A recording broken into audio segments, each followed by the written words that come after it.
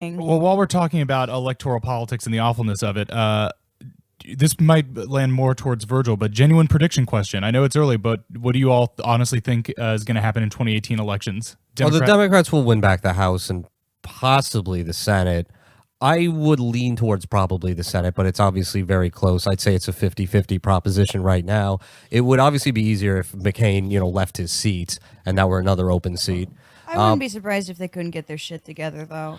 I mean, they're running around like chickens with their dumb heads cut off. And they've got a very uphill climb against gerrymandering and voter suppression. I think that the Republicans squeak by with a very small 2 or 3 seat majority. No, I'd like to just as the objective neutral party here. Matt, of course, always bets on the worst possible outcome. He's a strong bettor on the doom scenario, but thus far. Virgil has gotten the better of these bets going. There's obviously there's gerrymandering, but Democrats haven't exactly been hobbled in these special elections recently, and it's not. They're not going to show like they're not going to win in 2018 the House popular vote by like a 20-point margin or something like you saw in Alabama and the Pennsylvania special election.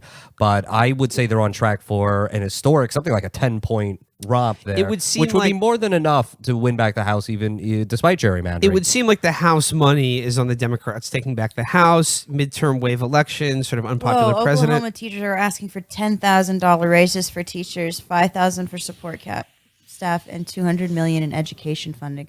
Sorry, I actually never watch cable news, and then whenever we go on tour, I start watching it again. And it's psychotic because all of these people have lost their minds. But sometimes the crawler will actually give me an interesting piece of news, and I'm very excited about that. In between, rambling about Trump and Russia, the Easter Bunny, and the Easter Bunny. Yeah. To complete my thought, what I was saying is the House money would be on the Democrat. This being a wave election for the Democrats, but what disturbs me is that this will be a replay of the 2006 wave election for the Democrats, where we've talked about this before. Rahm recruited every Iraq War veteran who likes the West Wing to run for Congress or whatever, and it worked in the short term, but of course was a huge failure in the long run.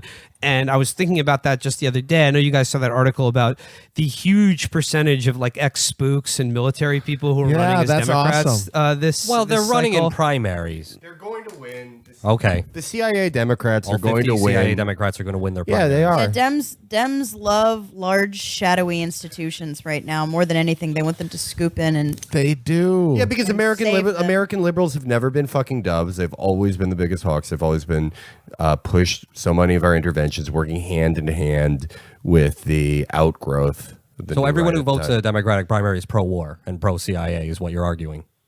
Not every single candidate, but the plurality of candidates that win will be the CIA Democrats. Yeah. I mean, do you think the Democratic Party is not always been true? There have been that's always been liberals. true. No, I mean there have been anti-war liberals.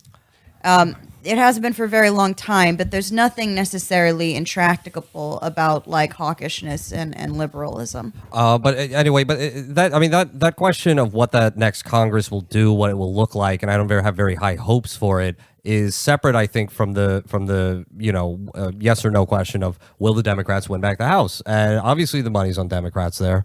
You talk about gerrymandering. Well, the Pennsylvania Supreme Court, which knocked down the Republican partisan gerrymander of the state, that stands to get Democrats maybe a fifth or a quarter of the way to winning back the House in one state alone. Also, though, don't forget that Donald Trump's approval ratings are slowly but surely climbing. They are up. Yeah, from 39 to 41. Yeah, into the 40s. That's something to brag about? Well, hey, a few more months of decent bubble economy and boom. Yeah, but I also think you're recognizing a trend, which is actually possibly a blip. Well, we'll see. I think his numbers are pretty much baked in by now. You feel a raindrop and think there's going to be a flood. I mean, a war is really the only thing that could scramble the calculations. But people good thing we don't have to worry about that. Yeah, good thing. Next question. Well, no, hang on. Let me finish this off. But people are experiencing positive economic conditions, yet still oppose the president, yet still oppose the Republican Party. So I don't think they're necessarily going to vote for this economy, or rather give Republicans and Trump credit